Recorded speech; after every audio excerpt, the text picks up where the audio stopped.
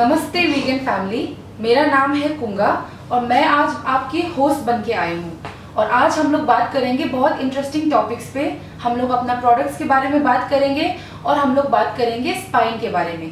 इसलिए मैं आपके सामने लाया हूँ डॉक्टर संध्या शर्मा को, जो ऑर्थोपेडिक्स की स्पेशलिस्ट है। तो आज हम लोग मैम को वेलकम करेंगे। Hello doctor Sandhya Sharma. Thank you कुंगा और सभी जनों को मेरा नमस्ते। मैं डॉक्टर संध्या शर्मा हूँ और मैं एक ऑर्थोपेडिक स्पेशलिस्ट हूँ। करंटली मैं Delhi heart and lung institute में वर्क कर रही हूँ और पास्ट एक्सपीरियंसेस मेरे मैक्स सुपर स्पेशलिटी हॉस्पिटल के रहे। तो मैं वीगन इंडिया को थैंक यू कहना चाहती हूँ कि मुझे इस प्लेटफॉर्म पे आमंत्रित करके आप सभी को डिफरेंट बीमारियों के बारे में और उनका सुझाव या सोल्यूशन हमारे टॉप एंड टॉप के प्रोडक्ट के माध्यम से कैसे मिल सकता है। So thank you. ओके, सो क्या हम फर्स्ट सवाल से शुरू कर ले? जी, हम अब शुरू कर सकते हैं। जी, पहले हम बात करेंगे मेनली स्पाइन के बारे में। ठीक है। सो मैं ये पूछना चाहता हूँ कि डॉक्टर, हमारा जो स्पाइन है वो पिलर ऑफ लाइफ क्यों कहा जाता है? तो हम स्पाइन को पिलर ऑफ लाइफ इसलिए कहते हैं क्योंकि स्पाइन के हमारी बॉडी में मेजर फंक्शंस है। जैसे कि अगर हम बात करते हैं, चलिए आज हम शुरू करते हैं नेक से। तो हमारा जो स्पाइन है, जो हमारा वर्टिब्रल कॉलम है, वो हमारी नेक को और हमारी ट्रंक को, जो हमारी मिड बॉडी है, उसको सपोर्ट करता है। जैसे कि अगर हम ले लेते हैं चलते वक्त, अगर हमारी स्पाइन ही स्टेबल नहीं होगी तो हमारी जो नॉर्मल मूवमेंट्स है, जैसे वॉकिंग या बेंडिंग लेने, जैसे आगे झुकना, वो हमारी परेशानी कर सकती है। सबसे इम्पॉर्टेंट स्पाइन का जो फंक्शन है वो है हमारा स्पाइनल कॉर्ड को कवर करके रखना और उसको प्रोटेक्शन देना, जैसे कि उसको बचा के रखना कि कोई एक्सीडेंट के माध्यम से या किसी भी चीज़ की वजह से डैमेज ना हो जाए। जैसे कि अगर हम जानते हैं, अगर स्पाइन को अगर हम पेड़ की तरह ले लेते हैं, उसकी जो ब्रांचेस होती है, ठीक है, उसको हम ले लेते हैं नसों की तरह। तो हमारा जो स्पाइन है वो नसों को सप्लाई करता है और वो नसें हमारी ऊपरी हिस्से में, जैसे कि हाथों में, और निचले हिस्से में, जैसे कि पैरों में भी जाती है। तो उसको हम कंसिडर कर सकते हैं कि एक पेड़ अपनी सप्लाई दे रहा है ब्रांचेस को, ठीक है। उसके बाद अगर हम बात करते हैं वाइटल कम्युनिकेशंस की, तो जैसे कि स्पाइन है वो हम कुछ नर्व सप्लाई अब हमारी इंटरनल ऑर्गन्स को, जैसे कि हार्ट हो गया, हमारा लंग्स हो गया, उनको भी सप्लाई करता है। और अगर इन किसी भी चीज़ में परेशानी होती है तो इससे हमारी उस ऑर्गन में तकलीफ हो सकती है। अगर हम बात करते हैं वर्टिब्रेस की, तो हमारी स्पाइन में जो वर्टिब्रेस होती है उसके बीच में हमारी होती है इंटरवर्टिब्रल डिस्क। उसको हम बोलते हैं, जैसे कि एक प्लेट कंसिडर कर सकते हो, हड्डियों के बीच में एक डिस्क होती है जिसको हम अपनी आम भाषा में प्लेट की तरह इस्तेमाल कर सकते हैं। तो उस प्लेट का क्या काम होता है, किसी भी शॉक को, जैसे कि एक्सटर्नली कोई भी शॉक आ रहा है एक्सीडेंट के टाइम पे, या फिर सडन अगर हम कहीं गिर जाते हैं, उस समय फॉल के टाइम में उस शॉक को एब्जॉर्ब करना। तो ये सारे हमारे स्पाइन के फंक्शन है जो कि हमारे स्पाइन को हमारी बॉडी का मेन पिलर बना देते हैं। हाँ, तो आपने जो जैसे स्पाइन को डिस्क्राइब किया है ना, तो डॉक्टर जी ने बहुत अच्छे से डिस्क्राइब किया है। क्योंकि जो पेड़ है, वो पेड़ अगर जो पेड़ है ना, वो उसका नीचे जड़ अगर मजबूत नहीं होगा तो ब्रांचेस काम नहीं करना स्टार्ट करेगा। तो इसीलिए उन्होंने ऐसे एग्जांपल्स दिया है। तो आई थिंक मुझे भी यही लगता है कि कभी कभी स्पाइन के बेसिस पे लोगों का चलना भी अलग अलग डायरेक्शन में होता है, तो उससे रिलेटेड अलग अलग प्रॉब्लम्स होता है। तो ये बहुत हेल्पफुल थी। हम लोग चलते हैं नेक्स्ट क्वेश्चन पे, क्योंकि हम ये जानना चाहते हैं कि जो हमारा कंपनी का जो प्रोडक्ट है टॉप एंड टॉप VG 8.5, वो मैं जानना चाहती हूँ कि वो कैसे मदद करता है, स्पाइन को कैसे हेल्प करता है। तो जो हमारा टॉप एंड टॉप मॉडल है VG 8.5, ये एक ऑटोमेटेड थर्मल मसाज है। क्योंकि ये मैंने खुद भी यूज़ किया है, तो इसके बारे में मैं थोड़ी अच्छे से आपको जानकारी दे सकती हूँ। इसमें ह्यूगिया रोलर्स है। ह्यूगिया रोलर्स का क्या काम होता है, वो हमारी बॉडी के एक्यूप्रेशर पॉइंट्स को स्टिमुलेट करता है। जैसे कि डेली एक्टिविटीज, जो हम डेली काम करते हैं, उसकी वजह से अगर हमारी कोई मसल में जकड़न आ जाती है, जिसको हम इंग्लिश में स्टिफनेस कहते हैं, उसको रिलीज करता है थ्रू एक्यूप्रेशर। तो ह्यूगिया रोलर्स का सबसे इंपॉर्टेंट फंक्शन क्या हो गया, एक्यूप्रेशर के माध्यम से हमारे उन मसल्स की स्टिफनेस को रिलीज करना, वहाँ पे जो भी मसल टेंशन है उसको रिलीज करना। दूसरा आता है फार इंफ्रारेड रेज, जो हमारी मशीन में इनबिल्ट है। उसका क्या काम है, फार इंफ्रारेड का जो काम है वो हमारे टिश्यूज में या फिर हमारे जो अंदर की कोशिकाएं है उसमें डीपली जाके पेनिट्रेट करता है। जैसे कुछ जो मोडालिटीज हम अगर बाजार में देखें उनका उतना डीप पेनिट्रेशन नहीं होता, बट फार इंफ्रारेड रेस का रोल ही यही है कि जो हमारे डीप सिचुएटेड मसल्स है जिसकी जकड़न हो जाती है या वहाँ पे खून का बहाव कम होता है, वहाँ पे फार इंफ्रारेड रेस अपना काम करती है, जैसे कि वो मसल्स में जाके डीप पेनिट्रेशन करती है और ब्लड फ्लो वहाँ पे इंक्रीज करके उस कंडीशन को हील करने में मदद करता है। अब आगे बात करते हैं ट्रैक्शन की। अब जैसे कि अगर कोई भी पर्सन जिस बेड को यूज करेगा उसमें क्या होता है, दो जो हमारे ह्यूगिया रोलर्स होते हैं वो स्पाइनल एरिया में वर्क करते हैं और हमारे नेक एरिया में भी हमारे नेक थर्मल मसाजर्स होते हैं। अगर हम स्पाइन की अभी बात करते हैं, स्पाइन में वो ट्रैक्शन अप्लाई करता है। अब ट्रैक्शन को हम जानेंगे क्या। ट्रैक्शन में दो वर्टिब्रेज है, अगर दो हड्डियां हैं उसको दूर खींचेगा और वहां पे जो भी नसें दबी हुई है किसी कारण की वजह से या फिर किसी की ऑक्यूपेशन रिलेटेड है कुछ बीमारी, तो उसको क्या करता है, ट्रैक्शन देता है हमारा ये टॉप एंड टॉप मॉडल। तो ट्रैक्शन देके वहां पे जो भी नसें दबी हुई हैं उनको रिलीज करने में मदद करता है। मेरा जैसे कि स्टैंडिंग जॉब है, मतलब मेरा मेडिकल फील्ड में स्टैंडिंग जॉब रहता है अक्सर, तो उसमें क्या होता है, उसकी वजह से मुझे 1 महीने से पेन था जो कि मेरा बैक रीजन में था एंड मैंने अपना MRI एंड ऑल करा के पता लगाया कि मुझे डिस्क बल्ज हो गया है। तो डिस्क बल्ज क्या होता है कि हमारी स्पाइनल कॉलम के बीच में जो अभी हमने बात करी डिस्क की, वो बाहर की तरफ मूव करने लगती है। कुछ डिफरेंट उसके भी सिनेरियोज होते हैं कि वो होता क्यों है। तो इनिशियली आई वाज डायग्नोस्ड, मुझे पता लगा कि मुझे डिस्क बल्ज है। सो मैंने इस थेरेपी का यूज किया, टॉप एंड टॉप VG 8.5 के थ्रू मैंने पर डे 2 सेशंस लिए मैं अभी भी ले रही हूँ, बट मेरे 1 वीक के अंदर जो मेरे सिम्टम्स थे, मुझे झुकने में परेशानी होती थी, चलने फिरने में परेशानी होती थी, वो परेशानी काफी हद तक कम हो गई थी।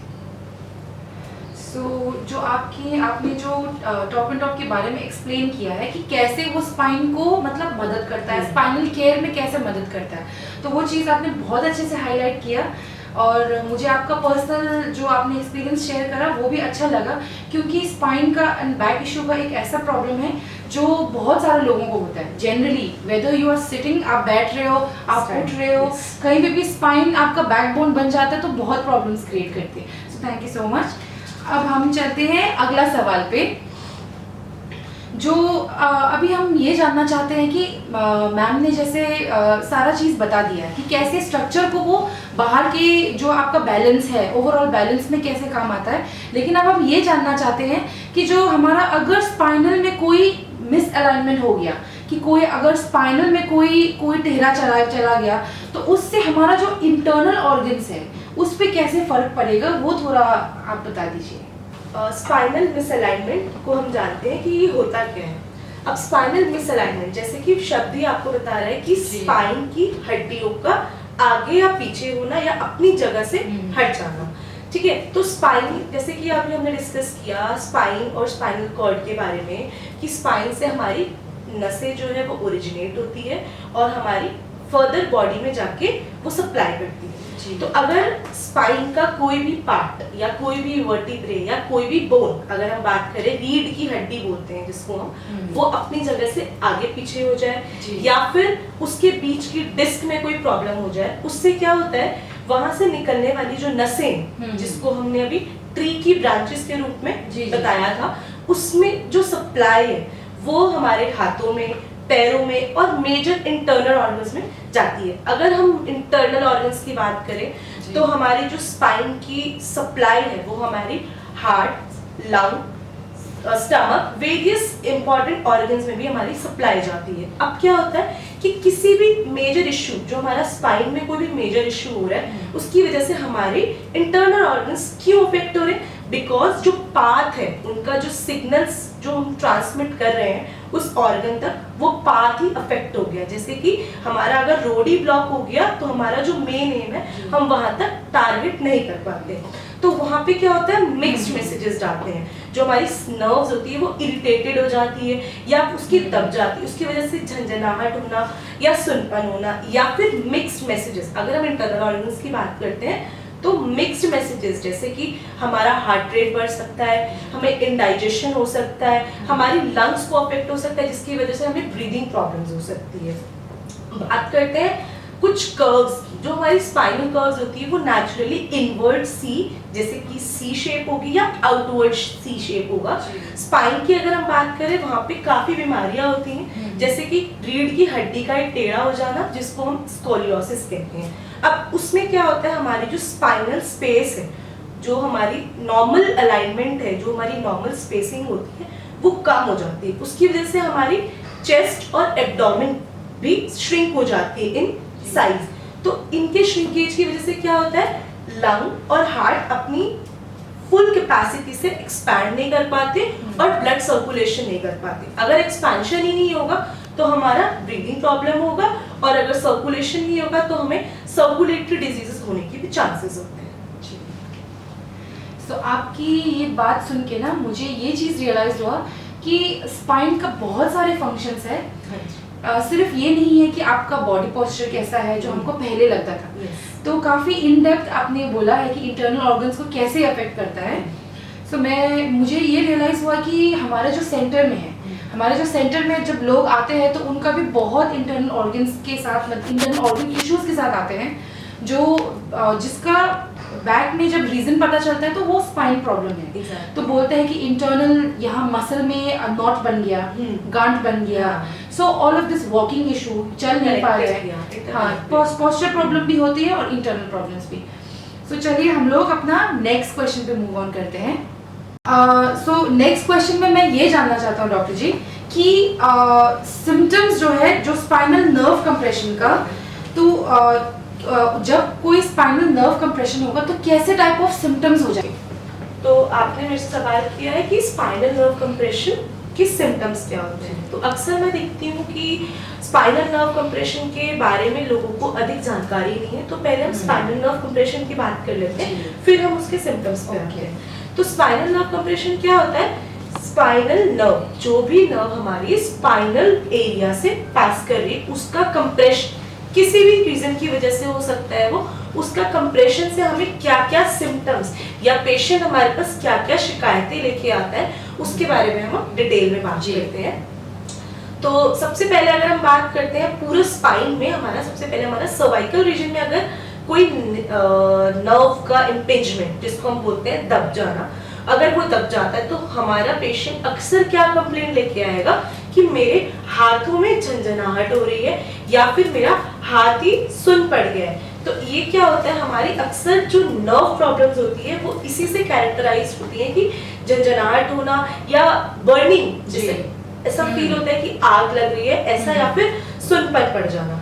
ठीक है, अगर हम सेंसरी की बात करें, जैसे हमने ऊपर बात करी, सेंसरी चेंजेस भी होते हैं, जैसे कि हमारे ये सुनपन पड़ जाना जो हमने बात करी वो हमारे सेंसरी चेंजेस में आता है। और दूसरा कि मैंने अक्सर देखा है जो पैरालिटिक पेशेंट्स होते हैं उसमें जो हमारी नर्व फुट को सप्लाई करती है वो ड्रॉप हो जाता है। तो हमारा फुट ड्रॉप के भी अक्सर केसेस हॉस्पिटल में रिपोर्ट होते हैं, मैंने अक्सर देखे हैं, जो कि मेन हमारा क्यों होता है, स्पाइनल नर्व कंप्रेशन की वजह से।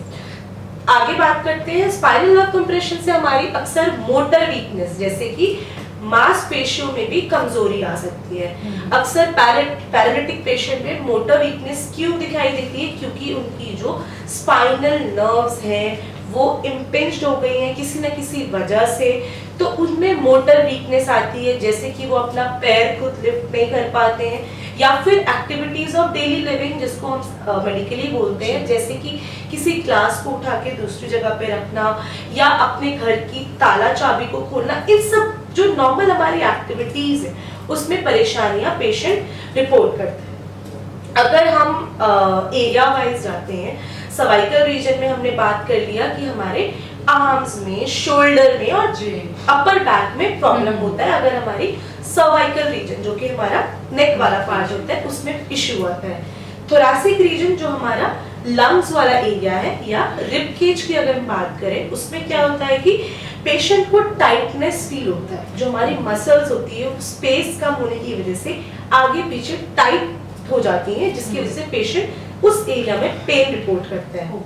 अगर हम लंबर एरिया की बात करते हैं, अगर लंबर एरिया में कोई रूट या कोई नर्व रूट इम्पेंज्ड हो जाती है या इरिटेट हो जाती है किसी न किसी परेशानी से, तो हम क्या सिम्टम्स देखते हैं कि जैसे कि पैरों के नीचे सुनपन पड़ जाना, या दोनों पैरों में सुनपन हो जाना, या कुछ भी एक्टिविटी करने में परेशानी होना, या फिर शियाटिका जैसी कुछ परेशानियों भी हमने देखी है, जो कि लंबर रेडिकुलोपैथी जिसको हम कहते हैं, जैसे कि लंबर एरिया में नर्व का इम्पेंज होने से जो हमारे पैरों की तरफ जितनी भी एक्टिविटीज है उनका हैम्परनेस हो जाता है। सो आपकी बात सुन के ना मुझे ये चीज़ लगा है कि जो हमारा ये सारे जो छोटे से छोटे प्रॉब्लम्स हैं, डे टू डे लाइफ का प्रॉब्लम्स है, आपने जैसे मेंशन किया था कि ग्लास अपना जो मोटर वीकनेस हो जाना, कि ग्लास यहाँ से वहाँ तक नहीं उठा पाना, ये सारी चीज़ में आपने बोला है। लेकिन मैं ये चीज़ भी डिस्कस करना चाहती हूँ कि ये सारी चीज़ हम लोग अनदेखा हो जाता है। बहुत बार हम लोग ये छोटे छोटे प्रॉब्लम्स को ध्यान नहीं देते हैं, तो इसीलिए मैं ये कहना चाहता हूँ कि आपका ये कितना भी छोटा छोटा भी प्रॉब्लम्स होगा ना, इसका वजह और इसका पीछे आपका स्पाइनल नर्व कंप्रेशन जो हमने वर्ड सीखा है मैम से, तो ये हो सकता है आपका। तो हमको हमेशा अवेयर रहना पड़ेगा, वो बहुत ज़रूरी है। सो अभी अगला सवाल मैं ये पूछना चाहती हूँ, जो हमारा product top and top VG 8.5 है, जो वो थेरेपी देता है, वो चीज़ और हमारा ट्रेडिशनल कायरोप्रैक्टिक, उसमें क्या डिफरेंस होगा, क्या अंतर होगा, वो चीज़ मैं थोड़ा जानना चाहती हूँ। अगर हम बात करते हैं कायरोप्रैक्टिक की और हमारा टॉप एंड टॉप थेरेपी 8.5 के थ्रू, तो हम देखते हैं कि दोनों में कुछ सिमिलैरिटीज हैं और कुछ डिफरेंसेस हैं। सिमिलैरिटी काफी हद तक बस 1 से 2% है कि दोनों हमारी स्पाइनल एरिया की हेल्थ को इम्प्रूव करते हैं। बट अगर हम डिफरेंसेस पे आते हैं, तो हमारा जो टॉप एंड टॉप मॉडल है वो काफी एडवांस वे में पेशेंट की कंडीशन को इम्प्रूव करता है। अगर हम बात करें टॉप एंड टॉप जो हमारा 8.5 मॉडल है, उसमें हमारे फार इंफ्रारेड रेज, एक्यूपंक्चर, मसाज, इन सब का कंबाइंड रोल है। But on the other hand अगर हम बात करते हैं कायरोप्रैक्टिस की, तो उसमें क्या होता है, एक्सटर्नल फोर्स के माध्यम से या dependent on others, like patient को दूसरे किसी व्यक्ति पे निर्धारित होना पड़ेगा कि उसकी जो स्पाइनल कॉलम है उसका रीएडजस्टमेंट हो पाए या उसकी परेशानियों का समाधान मिल पाए। दूसरा, फार इंफ्रारेड रेज का बहुत बड़ा रोल है हमारी इस डिवाइस में। सो फार इंफ्रारेड रेज हमारे ह्यूगिया रोलर्स के थ्रू जनरेट की जाती है, जो कि हमारे टिश्यूज को डीप जाके हीलिंग प्रोवाइड करती है। On the other hand chiropractic में there is no far infrared rays, but हाँ ये है कि इफ जो भी कायरोप्रैक्टिशियन है, अगर वो हीट थेरेपी भी दे रहा है, but that is not as much as effective that as of far infrared rays, क्योंकि वो सुपरफिशियली या ऊपरी सिर्फ सिरे पे वर्क करती है। अगर हम दूसरे का देखें, फार इंफ्रारेड काफी डीपर एक्सटेंट तक जाके हेल्प करती है पेशेंट को। जो भी पेशेंट है उसको लाइक किसी पे डिपेंडेंट होने की जरूरत नहीं है। उस डिवाइस को, जो हमारा मॉडल है टॉप एंड टॉप मॉडल है, उसको पेशेंट अपने घर पे इजीली इस्तेमाल कर सकता है। और जस्ट बाय लाइंग डाउन, तो वो जो रोलर्स होते हैं वो पेशेंट के वेट के थ्रू ही एक्यूप्रेशर पॉइंट्स को स्टिमुलेट करता है, जिसकी वजह से हमारी सर्कुलेशन इंप्रूव होती है और जिस एरिया में रिक्वायर्ड ब्लड सप्लाई रिक्वायर्ड है या न्यूट्रिएंट का फ्लो रिक्वायर्ड है, वो हमारा top and top VG 8.5 model provide करता है। तो ओवरऑल 8.5 मॉडल सबसे इंपॉर्टेंट ये है कि पेशेंट को किसी और पर्सन पे अपनी परेशानियों के लिए डिपेंडेंट नहीं रहना पड़ता है। जी, तो आपने जैसे हाईलाइट किया, तो वैसे जैसे आपने फोकस से FIR रेज के बारे में बात किया है, तो वो चीज़ मुझे यूनिक लगा कि ऐसा भी एक थेरेपी बेड है जिसमें FIR रेज है, ह्यूगिया रोलर्स है, इसीलिए वो काफ़ी डीप से काम करता है। एग्जैक्टली। जी, तो अभी हम लोग ये जानना चाहते हैं कि आपने बोला है कि हमको केयर करना चाहिए, हम कैसे केयर कर सकते हैं डिवाइस में। Yes. लेकिन अब हम इस क्वेश्चन पे जाते हैं कि अगर हम स्पाइनल थेरेपी लेते हैं तो थेरेपी, वो जो स्पाइनल थेरेपी लेने से हमारा बॉडी पोस्चर और बैलेंस में क्या इंप्रूवमेंट आएगा? अगर हम पोस्चर और बैलेंस में हमारी इस मोडालिटी का जो कि therapy top and top therapy है VG 8.5 की बात करें कि पोस्चर और बैलेंस में इस मशीन का क्या रोल है, तो आइए हम पहले बात करते हैं पोस्चर क्या होता है। पोस्चर अगर हम नॉर्मल वे में बात करें कि हमारी बॉडी मतलब जो हमारी ग्रेविटी फोर्स है उसके अगेंस्ट, उसके ऑपोजिट में खुद को कैसे मेंटेन कर रही है या कैसे उसकी बॉडी की मसल्स और बोन खुद को अलाइन या खुद को एक वे में नॉर्मल खड़ा करके रखा हुआ है, उसको हम बोलते हैं पोस्चर। चाहे वो सिटिंग भी हो सकता है, बट कैसे उसका अलाइनमेंट है, कैसे वो बॉडी में हमारी लगी हुई है, उसको हम बोलते हैं पोस्चर। तो पोस्चर की बात करते हैं, जैसे कि हमारी मशीन के थ्रू हम बोन्स की जो ओवर क्राउडिंग है, अगर जैसे किसी की बॉडी में सपोज अगर हम बात करते हैं, आपने देखा होगा कुछ फीमेल्स अक्सर झुक के चलती हैं, जो हमारा बैक होता है थोड़ा सा बेंड डाउन होता है, तो उन केसेस में क्या होता है, बोन्स जो है काफी हद तक पास होती हैं। तो इस मशीन की रेगुलर इस्तेमाल से हम क्या कर सकते हैं कि बोन का अलाइनमेंट, कि बोन जो ओवर क्राउडेड बोन्स है जो कि बहुत पास एक दूसरे से चिपकी हुई है, उस केस में उसको रीअलाइन करके और काफी इस्तेमाल मतलब इस मशीन के थ्रू भी कुछ हद तक ज्यादा सेशंस, अगर हम बात करें सब पेशेंट का डिफरेंट होता है, जैसे कि नॉर्मल अगर हम एक एवरेज लेके चले तो एटलीस्ट 1 to 2 months थेरेपी के बाद कुछ हद तक चेंजेस देखने को मिलेंगे। तो उस केस में क्या होता है, बोन्स को अपनी जगह पे रीअलाइन मतलब कि वापस लेके आना। वैसे अगर हम सर्वाइकल रीजन की बात करते हैं तो किसी का स्टूप पोस्चर जो कि ज्यादा डेस्कटॉप यूज करने की वजह से आगे की तरफ झुका हुआ होता है, उसमें भी हमारी जो मशीन है उसका काफी हद तक बहुत इंपॉर्टेंट रोल है कि वो बोन्स को अपनी पोजीशन से रीअलाइन करके रखती है। दूसरा अगर हम बात करते हैं, जो हमने अभी स्टिफ मसल्स की बात की थी कि हमारी इस पोस्चर की वजह से जो स्लम्प पोस्चर है या फिर फॉरवर्ड वाला पोस्चर है, डेस्कटॉप वर्कर्स में हम अक्सर देखते हैं, तो उसमें क्या होता है, मसल्स हमारी टाइटन हो जाती है, मसल्स जो है हमारी उसमें नॉट्स बनने शुरू हो जाते हैं। तो फार इंफ्रारेड रेज यहाँ पे काम करती हैं, जैसे कि डीप पेनिट्रेशन करके उस जगह का ब्लड सर्कुलेशन बढ़ाती हैं और इस वजह से मसल्स में इक्वल वर्क डिस्ट्रीब्यूशन की, एक या दो मसल्स पे सारा लोड ना आके हमारी बॉडी में इवनली डिस्ट्रीब्यूट होता है फोर्स, जो भी हमारी बॉडी को काम करना है उस फोर्स का इक्वल डिस्ट्रीब्यूशन होता है, जिससे कि हमारा अल्टीमेटली पोस्चर इंप्रूवमेंट होता है। अगर हम बैलेंस की बात करते हैं, पोस्चर की हम समझ चुके हैं, अब हम बैलेंस पे आते हैं। बैलेंस क्या होता है, कोई भी इंडिविजुअल अपनी बॉडी को किसी भी गिवन स्पेस में, B it on the floor पे, नॉर्मल पोजीशन में कैसे मेंटेन कर रहा है, कैसे वो इधर उधर स्वे बिना किए उस पोजीशन को मेंटेन कर रहा है एट एनी गिवन टाइम, उसको हम कहते हैं बैलेंस। तो बैलेंस में इस थेरेपी का रोल काफी हद तक इम्पोर्टेंट है।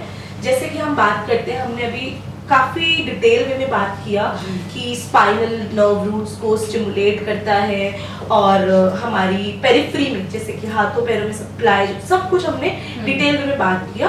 बट इसी के साथ साथ ये मशीन हमारी जो थेरेपी प्रोवाइड करती है उसमें क्या होता है, कुछ प्रोप्रायोसेप्टर्स होते हैं जिसको हम क्या कहते हैं, मूवमेंट सेंसर, जो हमें चलने में फिरने में एक कोऑर्डिनेटेड वे में एक तरीके से, लाइक कि अगर ये मूवमेंट करनी है तो किस तरीके का बैलेंस मेंटेन करना है, वो हमारे प्रोप्रायोसेप्टर्स का काम होता है। तो नर्व एंडिंग्स, जो हमारी स्पाइनल नर्व्स, एक स्पाइनल कॉर्ड के थ्रू जो नर्व्स निकलती है उसके एंड्स में ये हमारे रिसेप्टर्स कहते हैं इनको, बॉडी में ये प्रेजेंट होते हैं। तो इनके स्टिमुलेशन की वजह से हमारा बैलेंस काफी हद तक इंप्रूव होता है, बिकॉज बैलेंस किस पे डिपेंडेंट है, it is dependent upon the proprioceptors. जो प्रोप्रायोसेप्टर्स होते हैं जो हमारी नर्व एंडिंग्स में प्रेजेंट होते हैं, तो वो हमारे बैलेंस को इंप्रूव करने में काफी हेल्प करते हैं।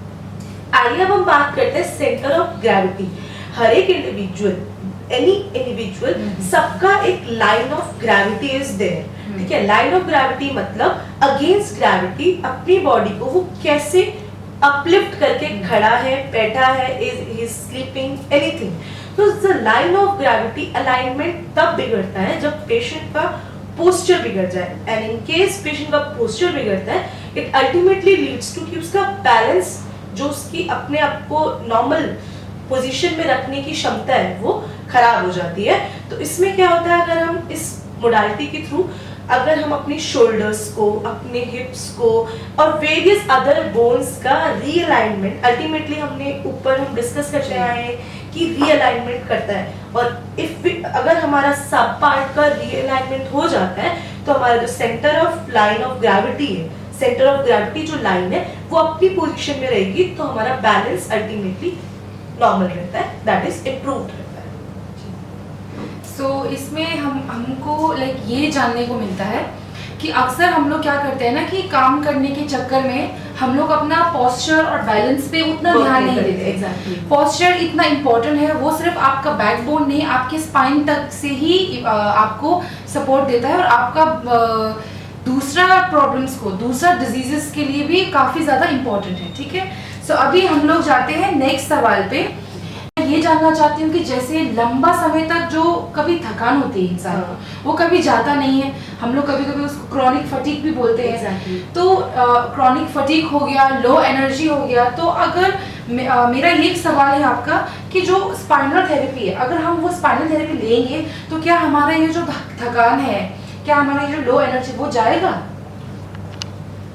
स्पाइनल थेरेपी हमारे लंबे समय तक चलने वाली थकान, जो कि हमारी हर दिन की एक्टिविटी, जैसे कि अगर हम स्टैंडिंग जॉब में हैं या फिर हाउसवाइफ्स है, उनकी परेशानियां जैसे लॉन्ग टाइम स्टैंडिंग या long time bending over activities, या अगर हम पुलिसमैन में देखें उनका लॉन्ग टाइम स्टैंडिंग जॉब रहता है, तो जिसका लॉन्ग टाइम ऑक्यूपेशन है, B it sitting B it standing, उसमें हमारा जो है क्रॉनिक फटीग, जो कि काफ़ी थकान के केसेस देखने को मिलते हैं। तो अगर हम अपनी top and top VG 8.5 model की बात करते हैं, तो इसमें हमारे सबसे पहले नेक रोलर्स हैं।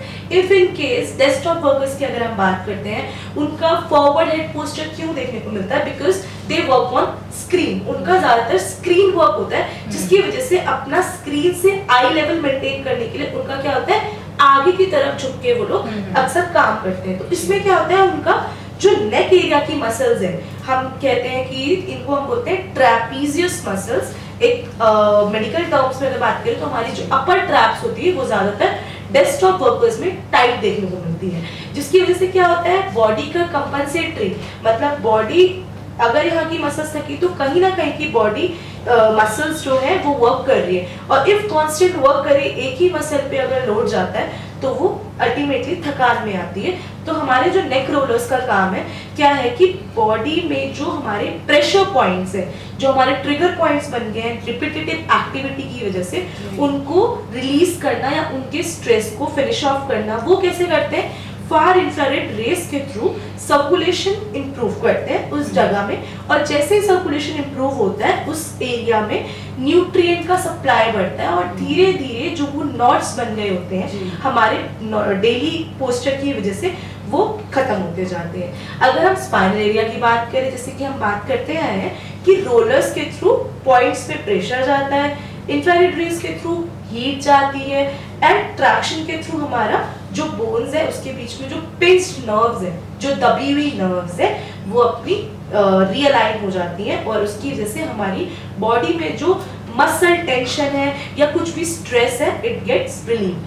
ठीक है, और सर्कुलेशन की अगर हम बात करें तो हम माउंटेन रोलर्स भी होते हैं जो हमारे काफ मसल्स पे बेसिकली एक्ट करते हैं। हम काफ मसल्स को जनरली पेरिफेरल हार्ट बोलते हैं, जैसे कि सेकेंड हार्ट, क्योंकि हमारे जो काफ मसल्स होते हैं वो हमें ग्रेविटी के अगेंस्ट हमारी बॉडी में अपवर्ड प्रेशर के थ्रू ब्लड को सप्लाई करते हैं। तो हमारा माउंटेन रोलर्स क्या करता है, काफ मसल्स को स्टिमुलेट करता है, ताकि हमारी बॉडी में जो सर्कुलेशन है, जो काफ मसल्स के through upward force of blood जा रहा है टू सप्लाई टू हमारी सारी ऑर्गन्स में सप्लाई के लिए, वो भी इम्प्रूव होता है। तो बेसिकली हम अगर बात करें तो क्रॉनिक फटीग या पेशेंट्स या फिर कोई भी नॉर्मल इंडिविजुअल जिसमें लो एनर्जी केसेस है, उसमें ये थेरेपी काफ़ी इफेक्टिव है।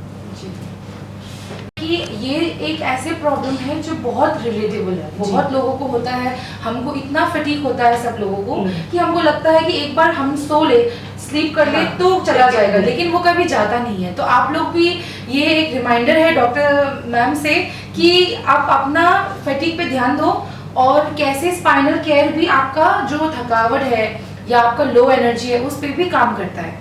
तो चलिए हम लोग अपना नेक्स्ट सवाल पे जाते हैं कि हम लोग ये जानना चाहते हैं कि ये स्पाइनल थेरेपी जो है उससे कोई प्रिवेंटिव बेनिफिट्स है क्या, कि जो कोई बेनिफिट्स है जो हमको पहले से ही पता चल जाए। ओके, सो अगर हम बात करते हैं स्पाइनल थेरेपी की, हमारे टॉप एंड टॉप VG 8.5 के माध्यम से हम अपनी स्पाइन का केयर कुछ परेशानी होने से पहले ही रोक सकते हैं। जैसे कि किसी भी पेशेंट में, या फिर अगर हम बात करें आम आदमी जो भी इंडिविजुअल, नॉर्मल इंडिविजुअल है, जिसका अगर हम एग्जांपल लेते हैं long hours of sitting job है, उसमें क्या होता है कि पेशेंट की फ्लेक्सिबिलिटी मेंटेन नहीं हो पाती है। इस केसेस में हम क्या करते हैं, VG 8.5 जो top and top VG 8.5 model है, उसके थ्रू हम क्या करते हैं, फ्लेक्सिबिलिटी को मेंटेन करते हैं। और वो कैसे होता है, हमारी जो फार इंफ्रारेड रेज की हम बात कर रहे हैं, उससे हमारा जो लिगामेंट्स है, जो कि हमारा एक हड्डी को दूसरी हड्डी से जोड़ के रखता है, जो टेंडन है जो एक हड्डी को दूसरी मांसपेशी से जोड़ के रखता है, या कोई भी सॉफ्ट टिश्यू, कोई टाइटन हो गया है या स्टिफ हो गई है नॉर्मल डेली यूज में ज्यादा यूज की वजह से, या ओवर प्रेशर की वजह से अगर वो टाइटन अप हो गई है, तो वो इंडिविजुअल काफी मतलब हर दिन अपनी ऑक्यूपेशन के बाद आके अगर इस थेरेपी का इस्तेमाल करता है तो उसको काफी हद तक आराम मिलेगा। क्यों? क्योंकि ये अल्टीमेटली उस एरिया में सर्कुलेशन को, जो कि हमारे रक्त के बहाव को इम्प्रूव करता है। दूसरा अगर हम बात करते हैं, जैसे कि आपने अक्सर सुना होगा अर्थराइटिस, अक्सर वो नी में होता है, बट बढ़ती उम्र के साथ और हमारे जो ये डेली कामकाज की वजह से आजकल पेशेंट्स में मैंने खुद देखा है कि जो स्पाइन एरिया है ना, वहाँ पे भी अर्थराइटिस होता है। अब अर्थराइटिस होता क्या है, नॉर्मल कोई दो स्ट्रक्चर्स अगर है, उसके बीच में अगर स्पेस कम हो जाती है तो वो आपस में खिसने लगती है। उसको हम जनरली बेसिक आम भाषा में क्या कहते हैं, अर्थराइटिस कहते हैं। तो अगर हम नॉर्मली उस स्ट्रक्चर को अपनी जगह पे अलाइन करके रखते हैं इस मोडालिटी के यूज के थ्रू या इस थेरेपी के यूज के थ्रू, तो हम उस वियर एंड टियर, जिसको बोलते हैं रगड़ खाना, एक दूसरे से फ्रिक्शन के थ्रू एक दूसरे से रब ना होके अपनी जगह पे रहने को हम रोक सकते हैं। दूसरा, अब हम बात करते हैं डिस्क हेल्थ, जो मैंने आपको अभी बताया कि दो रीढ़ की हड्डियों के बीच में हमारी एक परत होती है जिसको हम डिस्क बोलते हैं, उसकी हेल्थ के लिए भी काफी इंपॉर्टेंट है ये टॉप एंड टॉप VG 8.5 के थ्रू थेरेपी लेना। क्यों?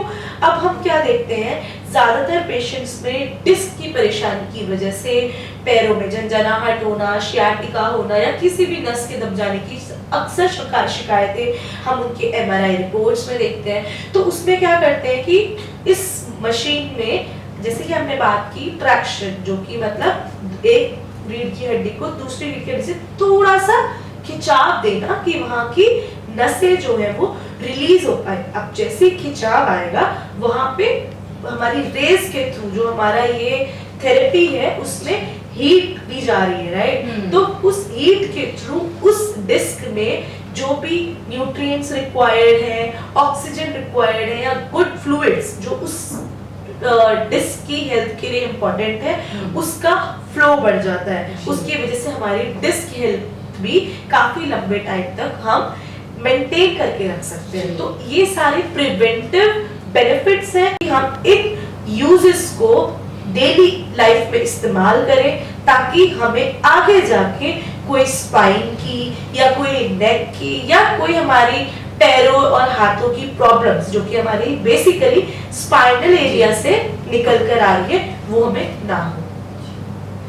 So, आपका ये कहना है कि अगर हमें मेजर इश्यूज अभी ना भी हो, जी। अभी कोई एकदम से जोर मतलब एक दर्द ना हो, हाँ जी। फिर भी हम लोग ये अगर हम टॉप एंड टॉप VG 8.5 है, ये यूज करेंगे तो ये हमारा स्पाइनल केयर के लिए अच्छा Beneficial, रहेगा, जी। बेनिफिशियल रहेगा और आगे जाके कोई जो भी प्रॉब्लम्स और जितना भी आपका डिजीजेस है वो भी रोक सकते हैं। जी। जी, थैंक यू सो मच।